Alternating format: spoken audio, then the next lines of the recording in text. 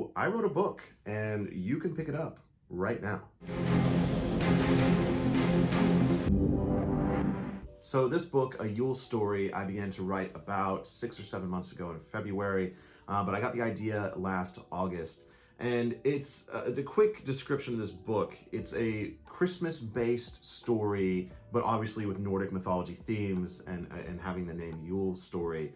But it's centered around Eric, a young boy who's part of a family who's quickly losing the magic of Christmas, the holiday season, the winter season, whatever you want to call it. And so he goes out in the woods one night and meets a mysterious figure, Yulnir, which is a name for Odin, which means Yule figure, but also he's called Yule Father. And he gives him basically a quest to bring back the magic of the season and maybe even bring back his departed father. So that's just the quick summary of this book. If you want to pick it up, it's available on Amazon right now. I did go through Kindle Direct Publishing to publish it myself. So there's a link down below and the link right here, obviously, but go down below. And yeah, the paperback version is $17.99. The Kindle version is $9.99, and I'm still working on the hardcover edition. With any luck, at the time of this video actually releasing, the hardcover is available, but I need to get the hardcover in my hands to make sure the formatting went well. So the hardcover version will be $24.99. And yeah, so if you want to pick up a copy right now, please head down below and check it out. But if you need a little bit more convincing, that's why this video exists. So my reasoning for writing this book, and not something like a beginner's guide to Norse Paganism, which is something I think a lot of people expected me to write, and something I do want to write. But I used to be into creative writing. I was actually part of a creative writing league called Power of the Pen back in high school. And creating fiction stories was something I always loved. And so I wanted to write something that, you know, I had a passion for, something that I had done before diving into something that requires notations, source material, you know, a very creative way to talk about it. And I really want to make sure the beginner's guide is unique and something that I think adds a unique voice to the Norse pagan world out there, even outside just the videos I already make. And so a fiction story just made sense to me. And Christmas, winter season, Yule, these things were always important to me as a kid. I love the feeling of fires and candlelight and family and food and just the entire theme of those years. But I also really loved Christmas movies. I loved Home Alone, A Christmas Story, Jingle All the Way, you know, National Lampoon's Christmas Vacation. And so I loved all these movies, and they always gave me such a good, warm feeling. And maybe in their own way, they created the sense of hygge that I talk about on this channel as well. And so this book really embodies those feelings, those movies, those stories, but with a Nordic mythology twist. So yeah, that's why this book exists, and it's something that, you know, I just had the spur of the moment idea, and something that I created all the way through to, you know, the beginning to the end, which is the first time I've ever done that with a book. I'm really happy with how the story came together. It's very low drama. That was something that I was very big on. I didn't want it to be a dramatic story. Well, yes, there's magic, there's a quest, you know, there's an end objective. Everything wraps up in the end. There's no, you know, there might be a few surprises here and there, you know, a few, you know, funny moments, but for the most part, it's just a warm, heartfelt story, you know, full of some emotion, I hope, for the reader. And it just makes you feel a certain way. And that's why I wrote it. So I hope you feel that when you read it as well. Is it's supposed to make you just feel family, make you feel the magic of the winter season and what that's supposed to feel like.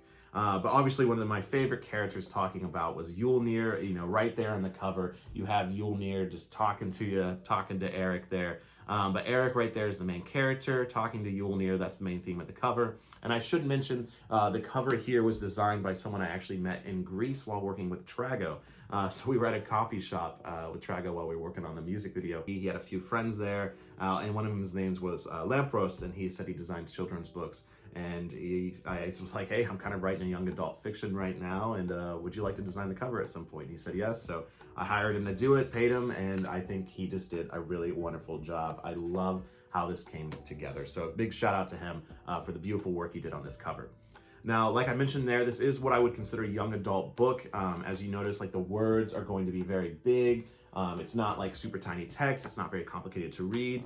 And, you know, there's a couple ideas behind that. One, you know, this is my first time writing. I didn't want to tackle on something too complicated. I wanted to make sure it was a good story with a good message that was communicated efficiently. But also I wanted this to be a book that was very accessible, because it's also not a book that has incredibly deep pagan themes. While it's, yes, based on Nordic mythology, it's nothing that, you know, someone with zero interest or knowledge of Nordic mythology couldn't get into. Anytime I introduce a deeper, you know, Nordic mythology element or pagan element, I explain it in a way that, you know, anyone could understand. You know, my grandparents have already read this book who have no knowledge of Nordic mythology, and they enjoyed it. I mean, obviously they're my grandparents, but they understood the concept of it, and nothing got lost on them for the most part. But even my mother, who's a diehard Baptist, I'm going to let read this book. I'm going to tell her about this book because it's something I think anyone can enjoy, and the themes in it are something that all humans can kind of connect with, no matter their understanding of Nordic mythology or even Norse paganism. And I will also say this book does kind of lead into a sequel, so I have a few more book ideas, including a sequel to this, an intro to Norse paganism, but also a few more I'm not ready to talk about yet, unless you're a part of Patreon. So I did want to mention here that the start of this process in February, I did create a Patreon tier specifically for book supporters.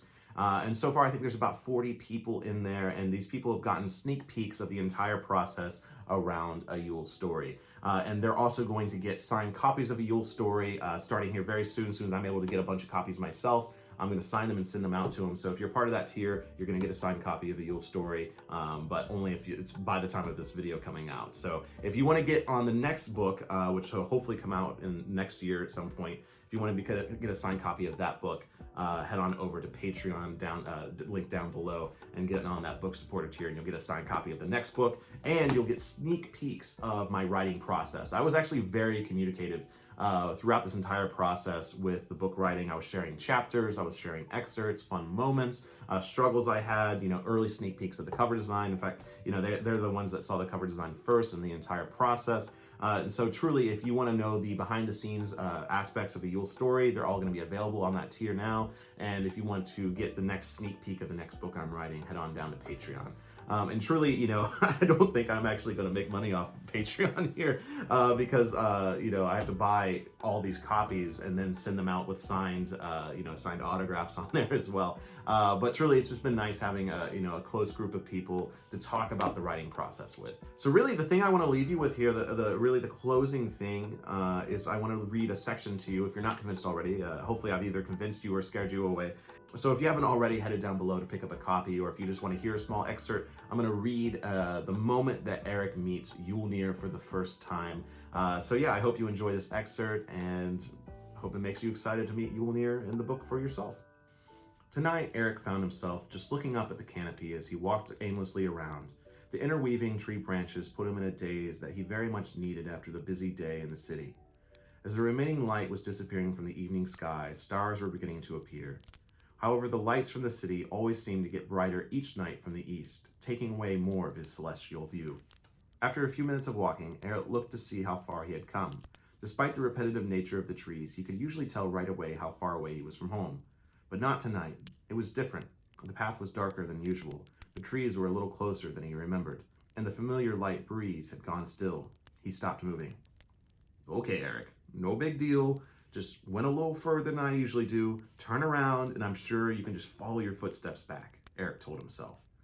And that is what he did. Without seeming to skip a beat, he turned around and began walking back the way he came. This time, instead of looking up, he was looking down at the ground to walk his old footsteps, at least until his old footsteps disappeared.